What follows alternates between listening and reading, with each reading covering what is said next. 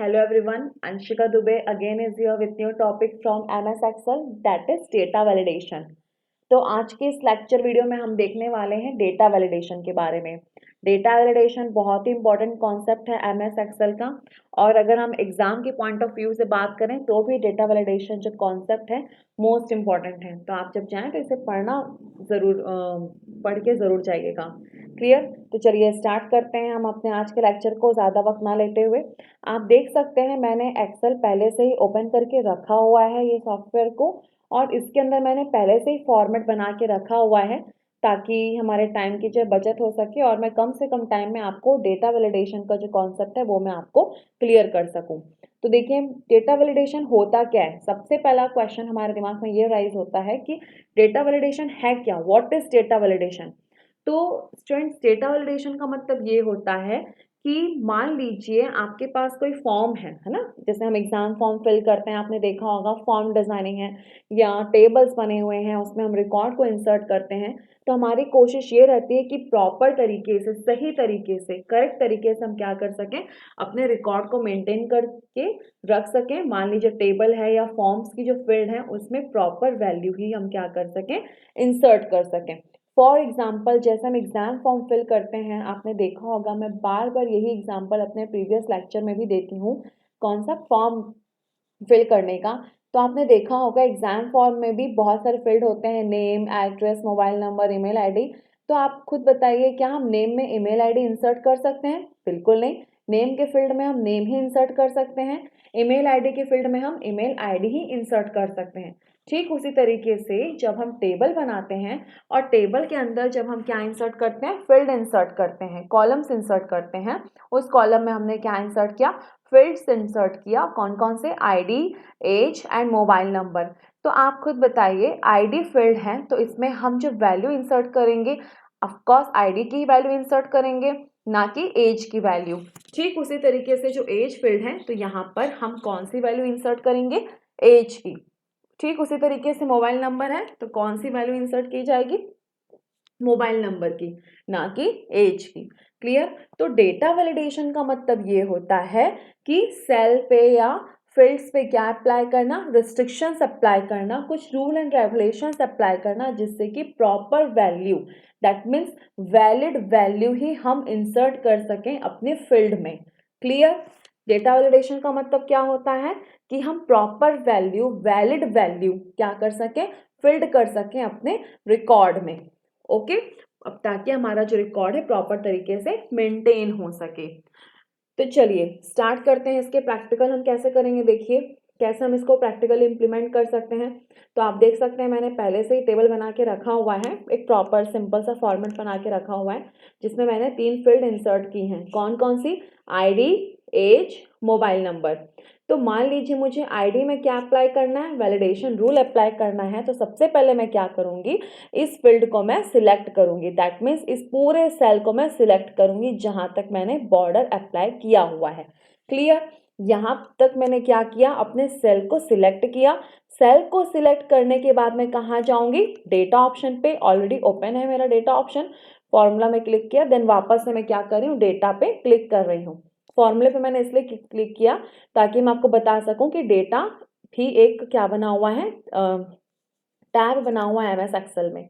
Clear? फिर मैंने क्या चूज किया, data validation. Data validation choose करने के बाद मैं क्या चूज कर रही हूँ, आईडी के लिए एनी वैल्यू।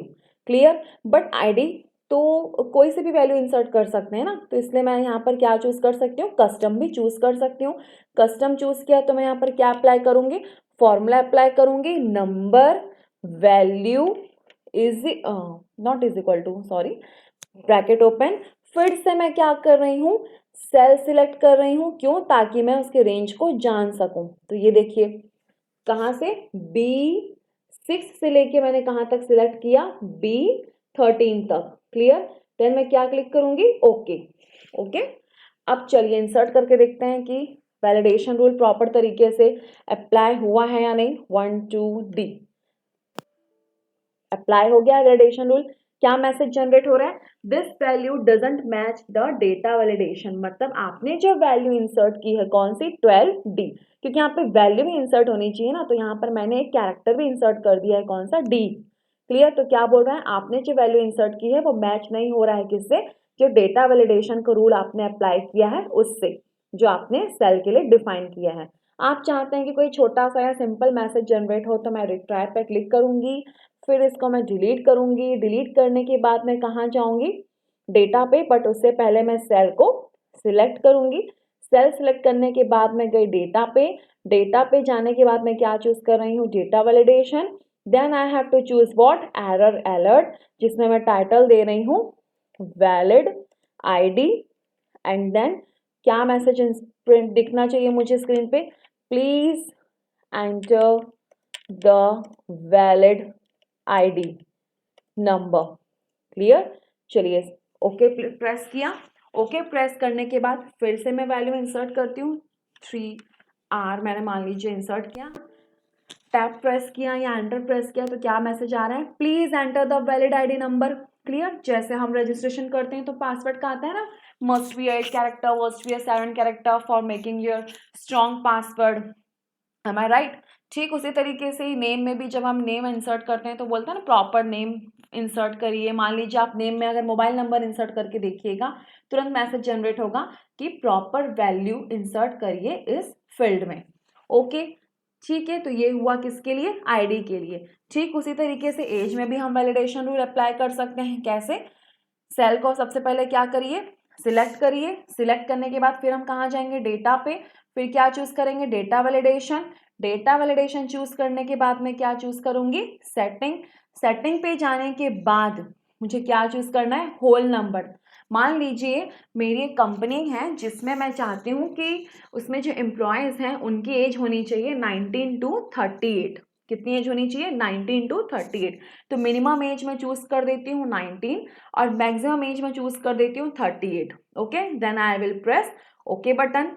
चलिए अब मैं इंसर्ट करती हूँ वैल्यू को, 19 किया, देन एरो की दबाया, 20। अब मान लीजिए मैं इंसर्ट करती हूँ 17, मैसेज जनरेट होगा, बिल्कुल हो रहा है कि आपने जो वैल्यू इंसर्ट की है वो मैच नहीं हो रही है डेटा वैलिडेशन का जो रूल आपने अप्लाई किया है उससे। तो मैं चाहती हूँ एक प्रॉपर एक सिंपल छोटा मैसेज जनरेट हो जो इजीली रीडेबल हो, हालांकि ये भी है इजीली रीडेबल, लेकिन मैं चाहती हूँ कि कुछ अलग तरीके से जनरेट हो मैसेज। तो फिर से मैं जाऊँगी डेटा वैलिडेशन पे और क्या चूज करूँगी, एरर अलर्ट, और टाइटल दूंगी वैलिड एज, और यहाँ मैसेज डालूंगी please enter the valid age value. Clear, okay press करूंगी। अब देखते हैं 19 सेट किया है ना मिनिमम, तो चेक करते हैं कि रूल अप्लाई हुआ है या नहीं। ये देखिए, please enter the valid age value. ठीक है, ठीक उसी तरीके से आपको क्या यूज करना पड़ेगा, मोबाइल नंबर के लिए भी मान लीजिए मुझे क्या अप्लाई करना है, डेटा वैलिडेशन रूल। तो फिर से मैं क्या करूंगी, सेल को सिलेक्ट करूंगी, क्योंकि मुझे सारे फील्ड पे वैलिडेशन रूल अप्लाई करना है ना, that's I am selecting this. Clear, चलिए फिर मैं क्या चूज करूंगी, डेटा, एंड डेटा के अंदर क्या चूज कर रही हूँ, डेटा वैलिडेशन। फिर मैं आ जाऊंगी सेटिंग पे। सेटिंग पे जाने के बाद जब मैं एनी वैल्यू पे जाऊंगी तो देखिए टेक्स्ट लेंथ नजर आ रही है मुझे, है ना। मिनिमम मैं दे देती हूँ 10 क्योंकि मोबाइल नंबर है ना, और मैक्सिमम मैं दे देती हूँ 10। ओके प्रेस करती हूँ। तो चलिए नंबर इंसर्ट करते हैं, 1 2 3 4 5 6 7 8 9 10। 10 वैल्यू इंसर्ट की है, ठीक है, तो उसमें क्या किया, एक्सेप्ट किया है। ओके, अब मान लीजिए 11 वैल्यू दे देती हूँ मैं, टोटल ज्यादा ही दे देते हैं वैल्यू। तो ये देखिए, क्योंकि मिनिमम लेंथ मैंने क्या चूज की है 10 और मैक्सिमम भी क्या चूज की है 10, बट यहाँ मैं 10 से भी ज्यादा वैल्यू इंसर्ट कर रही हूँ ना, जो 8 मैंने इंसर्ट किया है 10 से भी ज्यादा है लेंथ, तो ऐसा मैसेज जनरेट हो रहा है। तो चलिए प्रॉपर मैसेज जनरेट करवा देते हैं, सिंपल छोटा सा मैसेज जनरेट करवा देते हैं, हालांकि ये मैसेज भी प्रॉपर है ऐसा नहीं है। ओके, तो फिर से मैं क्या करूँगी, रिट्राई पे क्लिक किया, इसको डिलीट किया। डिलीट करने के बाद वापस से मैंने सेल को सिलेक्ट किया। सिलेक्ट करने के बाद मैं क्या चूज कर रही हूँ, फिर से डेटा वैलिडेशन। देन मैं कहाँ जा रही हूँ, एरर अलर्ट, यहाँ पे दे रही हूँ valid mobile number, title, please insert valid number, I mean mobile number. I hope you all understood this. Okay, चलिए इंसर्ट करते हैं 1 2 3 4 5 6 7 8 9 10 11.